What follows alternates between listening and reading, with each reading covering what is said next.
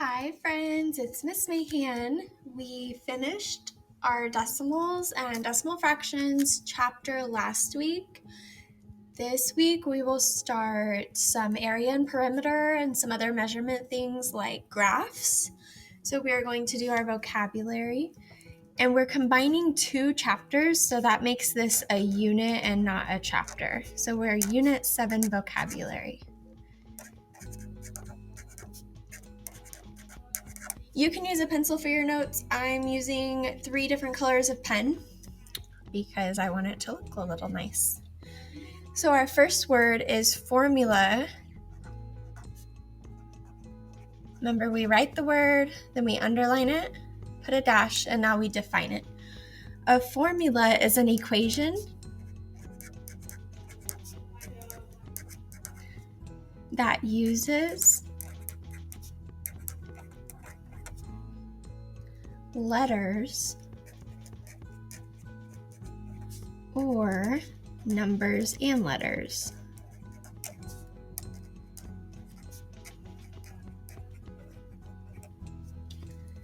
Okay, I'm going to use a different color pen for my example.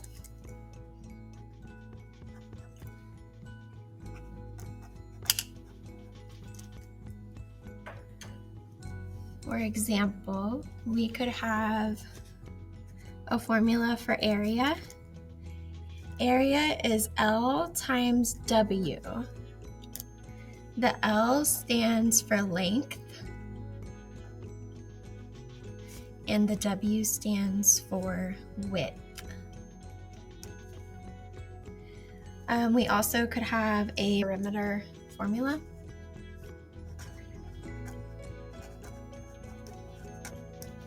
And that is all 4 sides of a shape added together. So it'll be length plus width plus the other length plus the other width. Those are formulas. Our second word is area. Area is the total surface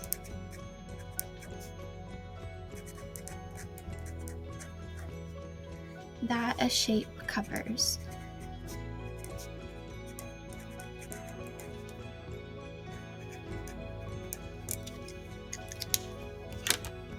For example,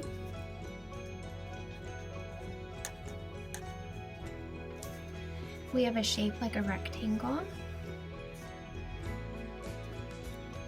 And let's say the width is 2 and the length is 8. I'm going to label my sides on the other side. So this is the width and this is the length. Remember, our formula for area is L times W. So our L is 8 and our W is 2. So 8 times 2 is 16.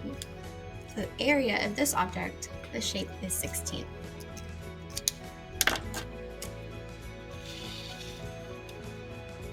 Number 3, perimeter.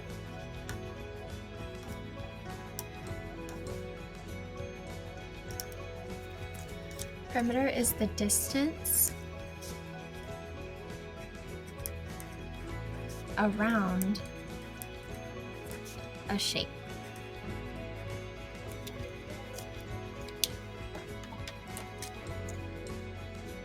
For example,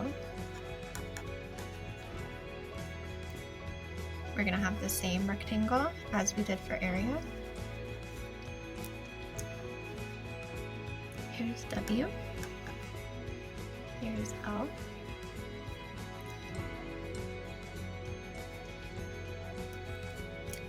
So our formula for perimeter is L plus W plus L plus W. All the sides are added together. If this is a rectangle, then that means this width is also 2 because they're parallel, and this length is also 8 because they're parallel. So length is 8, width is 2, and then we'll put those numbers again. 8 plus 2 is 10, and I have that again, so 10 and 10 is 20.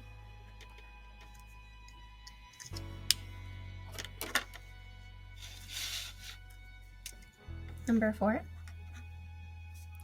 data. Data is facts and information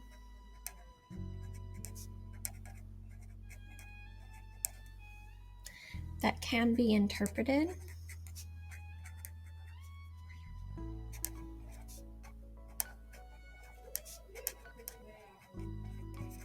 and analyzed. So here is an example of some data. If I have 27 kids in my class and I want to sort them by eye color, I might have 8 students that have brown eyes.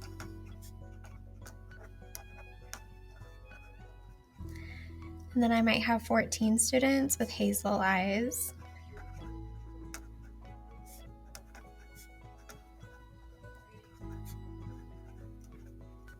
And only 5 students with blue eyes.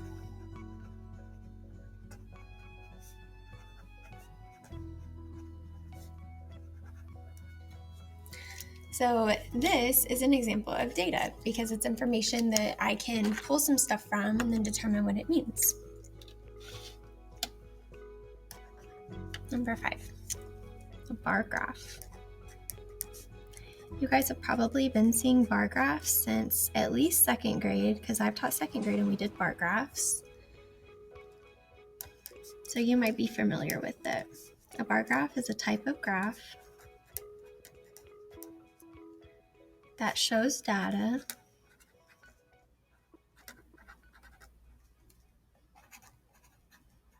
using bars.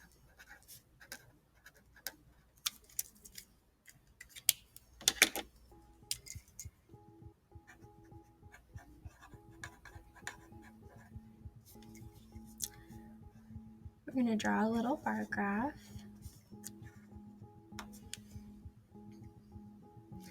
And I'm going to graph the eye colors that my students have.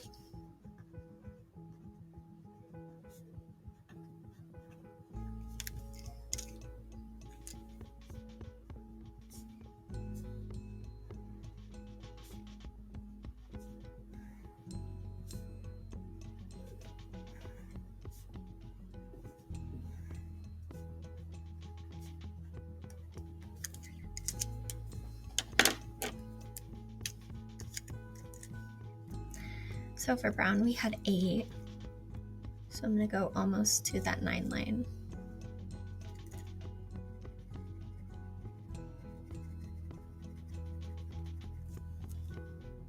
For hazel, we had 14.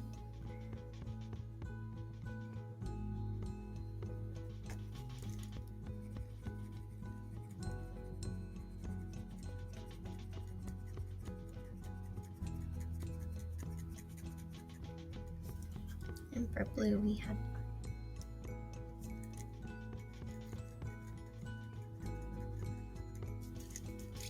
So that's an example of a bar graph. Okay, I have to start a new page of notes. I am not gonna do the back of this page because it's kind of bleeding through already and I don't want it to look too messy, so I'm gonna start a new page. But if you're just using pencil, then I don't see why you couldn't write on the back of that page, and you can kind of save paper that way. Number 6, our next word is scale.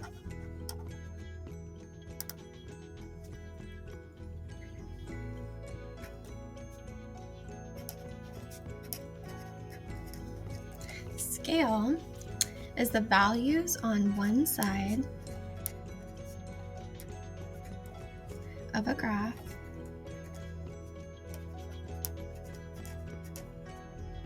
that are equally spaced.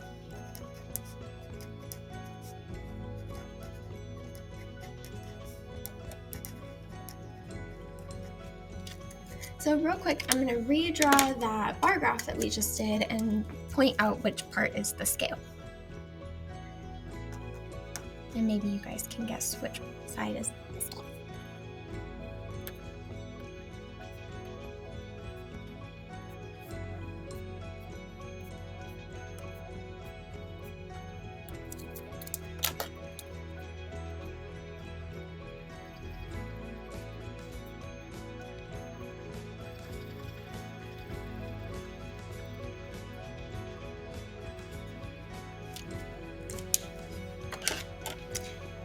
So here's one side of a graph, and the words are evenly spaced, but the values are not, because this one goes to here, this one goes all the way out here, and then this one only goes to here. Here's another side of our graph. Let's look at the increments: 0, 3, 6, 9, 12, 15. These values are evenly spaced because they're all in increments of 3. So this is the scale.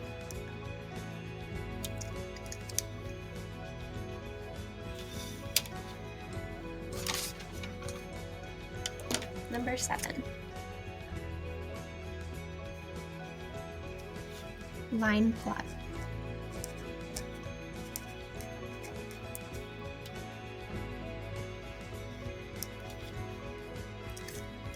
A line plot is a type of graph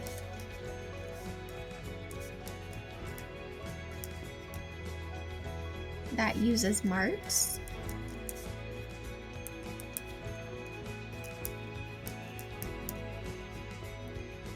above a line to represent data.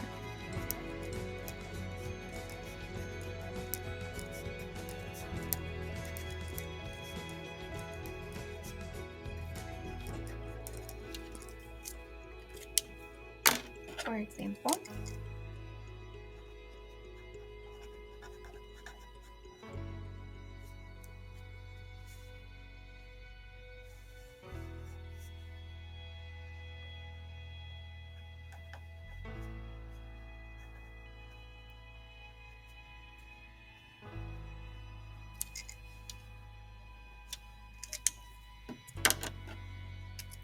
we have our brown, hazel, and blue eyes.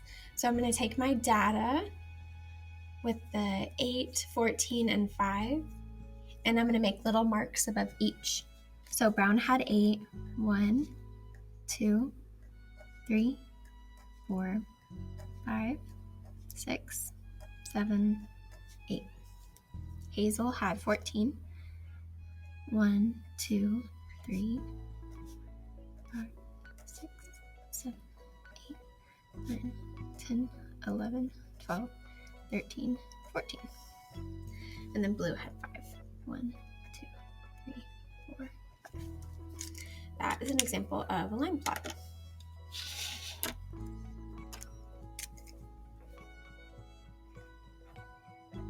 Number 8, we have frequency table.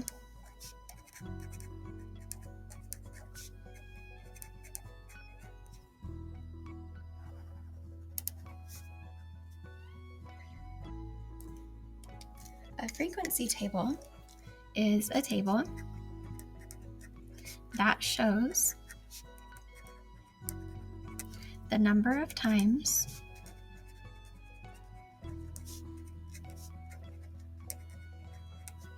that something occurs.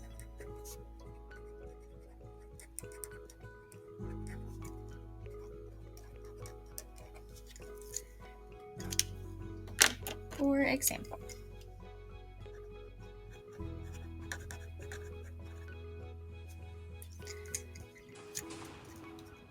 if I have one of those red and yellow counters, the two-sided counters, and I flip it 10 times,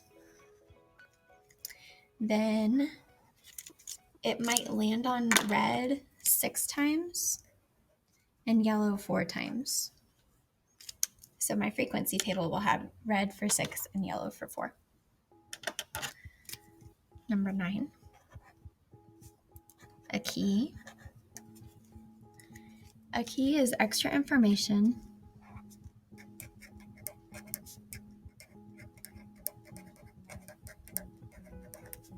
that helps us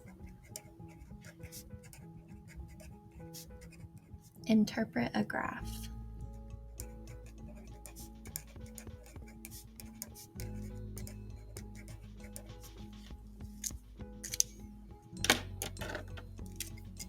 For example,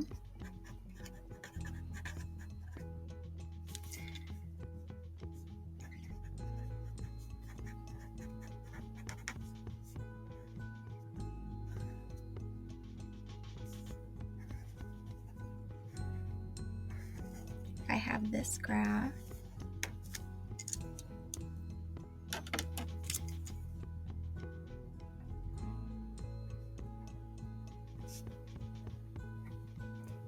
red has 3 of these circles and yellow has 2 of the circles. Then I'm going to need some extra information that tells me that the red value is actually 6 and not 3. So a key would look something like this.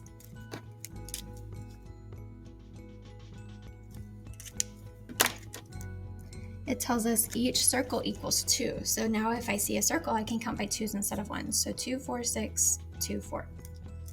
This is a key.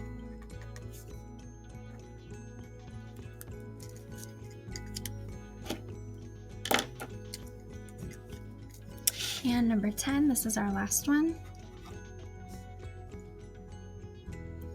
And I'm actually going to start this on a new page because it's a little too big for that tiny space that I have left. So 10.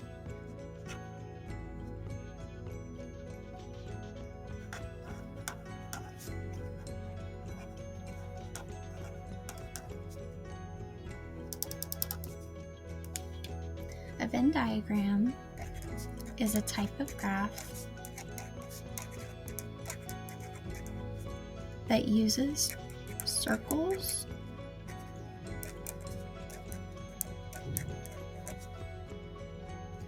to describe relationships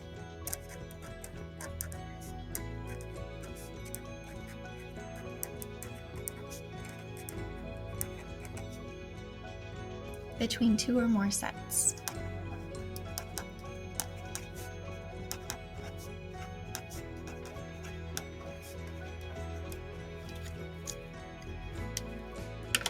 For example,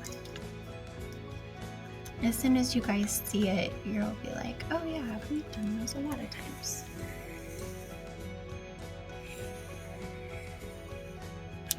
So it's 2 circles that overlap in the middle.